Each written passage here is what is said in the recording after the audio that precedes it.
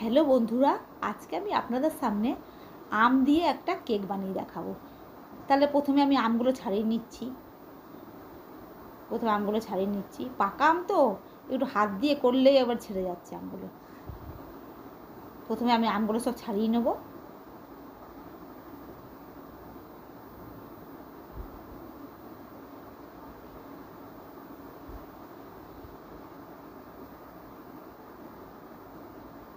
আমগুলো ছাড়ানো হয়ে গেলে এবার আমগুলোকে আমি একটু ঘষে নিচ্ছি।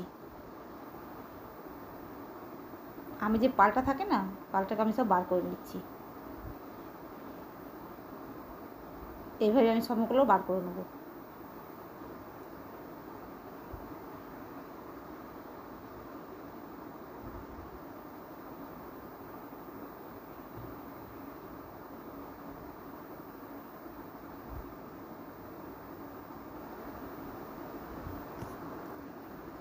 দেখুন আমার সমস্ত বার করে নেওয়া হয়ে গেল। এবারে ছাঁকনির সাহায্যে এগুলোকে আমি একটু ভালো করে ছেঁকে নেবো, কারণ আমের যে সরু সরু রোয়াগুলো থাকে না, সেই রোয়াগুলো থাকলে তো কেকটা ভালো হবে না। রোয়াগুলোকে আমি একটু ছেঁকে ফেলে দেবো।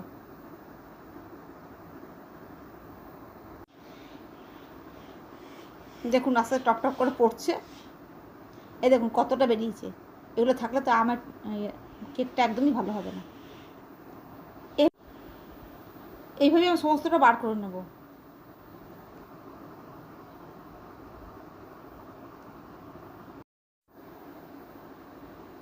দেখুন আমার এতটা বেরিয়েছে। এর মধ্যে আমি 1 বাটি সুজি নিয়ে নিলাম। এর মধ্যে আর ওই বাটিরই মাপ করে হাফ বাটি আমি চিনি নিয়ে নিলাম। এগুলোকে এবারে আমের সঙ্গে একটু ভালো করে মিশিয়ে নেবো আমি।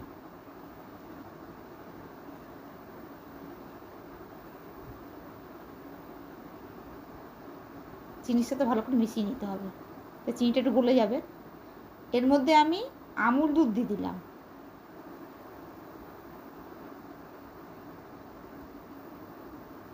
3 চামচ মতো আমি আমুল দুধ দিয়ে দিলাম। এটাকে আমি দুধ দিয়ে গুলবো। আর দুধটাকে ভালো করে ঠান্ডা করে নিতে হবে, কারণ আম আছে তো, গরম দিলে এটা ফেটে যেতে পারে। দুধ দিয়ে গুলবো, কিন্তু দুধটাকে ঠান্ডা করে নিতে হবে। দুধ দিয়ে আমি অল্প অল্প করে গুলে নেব।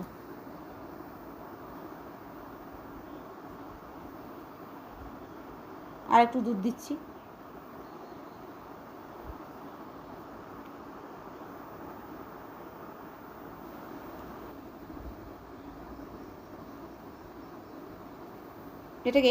এটাকে আমি এবার 10 মিনিট মতো একটু ঢেকে রাখবো। তাহলে যে সুজিটা আছে না, একটু নরম হয়ে যাবে। 10 মিনিট পর আমি ফিরে আসলাম। দেখুন এটা কতটা বেশ ঘন হয়ে গেছে। এর মধ্যে আরেকটু আমি দুধ দিলাম।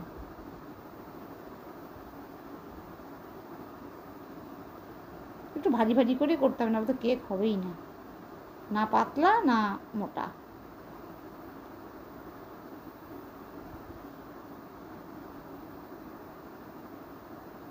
এর মধ্যে 1 চামচের মতো বেকিং পাউডার দিলাম, আর হাফ চামচ বেকিং সোডা। এবার হাফ কাপ মতন আমি রিফাইন তেল দিয়ে দিলাম। যেহেতু আম দিয়ে করছি বলে আর আদার্স কিছু দিচ্ছি না, কাজু কিশমিশ টিশমিশ, তাহলে তো আমের ফ্লেভারটাই চলে যাবে না। এবার এটা দিয়ে ভালো করে আমি একটু ফেটিয়ে নেব।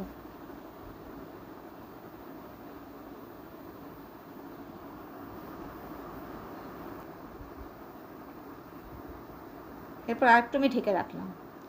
এটা আমি একটা কেক টিন নিয়েছি, এর মধ্যে একটু সাদা তেল দিয়ে ভালো করে চারিদিকটা মাখিয়ে নেব তেল দিয়ে।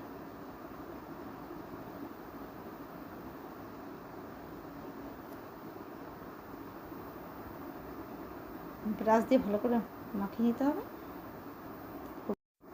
মাখানো হয়ে গেছে, এবারে আমি একটু ময়দা দিয়ে চারদিকটা কোট করে নেব ভালো করে।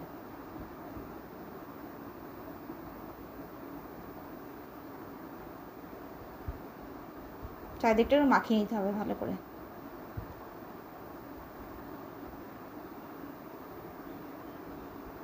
এবার এই বাটারটাকে আমি ঢেকে এর মধ্যে ঢেলে দেবো।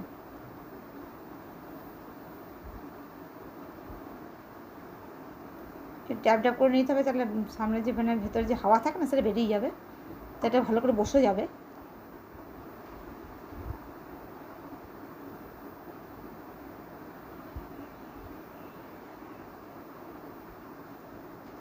তো এর ওপর দিয়ে একটু কেশর আমি দিচ্ছি সাজিয়ে, কেশর দিলে কি হবে কালারটা ভালো আসবে, একটু কেশর দিয়ে দিলাম ওপর দিয়ে। দেখুন এখানে আমি একটা কড়াই প্রথম থেকে আমি গরম করতে বসিয়ে দিয়ে স্ট্যান্ডের মধ্যে একটা গরম একটা কড়াই বসিয়ে দিয়েছিলাম, কড়াইটা গরম হয়ে গেছে। এবার এই কেক টিনটাকে ওটার মধ্যে বসিয়ে দিলাম এবং একটা থালা দিয়ে ভালো করে আমি ঢেকে দিলাম। এর 45 মিনিট আমার লাগবে কেকটা তৈরি করতে। এবার হোক কেকটা আস্তে আস্তে।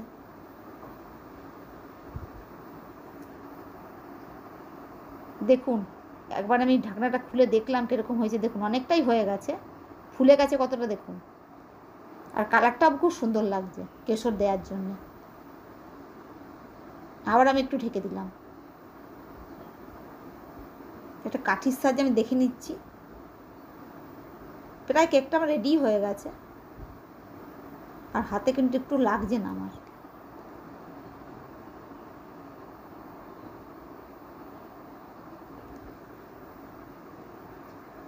এখন আর একটু মাঝখানটা হবে, তারপর আমি ঢেকে দিলাম।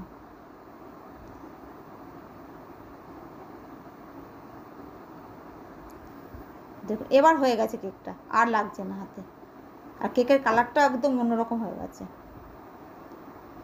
আর চারিদিকটা মনে হচ্ছে ছেড়েই গেছে, এরকমই লাগছে দেখতে। এবার আমি এটাকে নামিয়ে নেবো, নামিয়ে ঠান্ডা করতে দেবো। দেখুন আমি ঠান্ডা করতে দিচ্ছি এবারে নামিয়ে। দেখে তো মনে হচ্ছে কেকটা খুব ভালোই হয়েছে, জানি না খেতে কতটা ভালো হবে।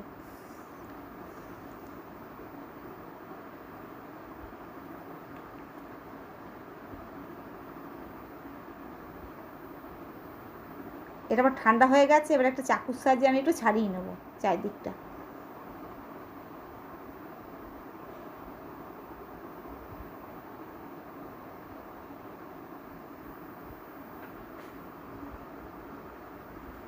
ছাড়ানো হয়ে যাবে, থালাটা আমি ওপর দিকে ঢেকে একটু উপর করে দেবো, আর এটা একটু হালকা ধাক্কা দিলেই এটা বেরিয়ে যাবে। দেখুন কি সুন্দর বেরিয়ে গেল আমার কেকটা, দেখুন কি দারুণ এসছে কালারটা, পেছনের কালারটাও সুন্দর এসছে, সামনেটা তো খুব সুন্দরই এসছে।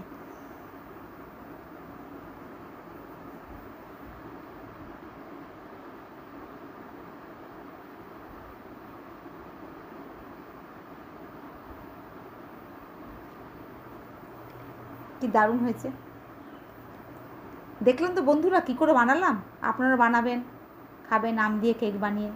এখন আম তো বাজারে প্রচণ্ডই আম পাওয়া যাচ্ছে, তো কোনো ইয়েই নেই, তো আপনারা বানাবেন খাবেন। ঠিক আছে তাহলে বন্ধুরা, এই ভিডিওটা যদি আপনাদের ভালো লেগে থাকে অবশ্যই করে আমাকে লাইক করবেন, শেয়ার করবেন এবং সাবস্ক্রাইব করে দেবেন। তাহলে আজকের মতো বন্ধুরা বিদায় নিচ্ছি, অন্য কোনো রেসিপি নিয়ে আপনাদের হাজির হব। নমস্কার। এবার দেখুন একটু কেটে দেখাতে হবে, একটু কেটে দেখাচ্ছি আমি।